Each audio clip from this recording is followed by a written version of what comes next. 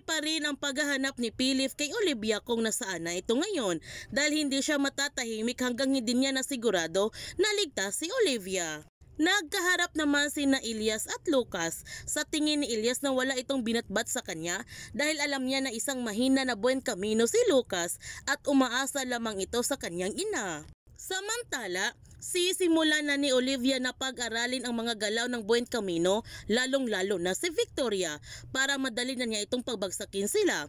At sa kanilang pagharap muli, sisiguraduhin na ni Olivia na siya na ang panalo nito. Kaya huwag natin palalapasin ang kapanapanabik ng mga tagpo sa nag-aapoy na damdamin. Kung bago ka pa channel ko, don't forget to like, subscribe, ang click notification bell para palagi kang updated sa mga videos in-upload ko. Thank you for watching and God bless to everyone!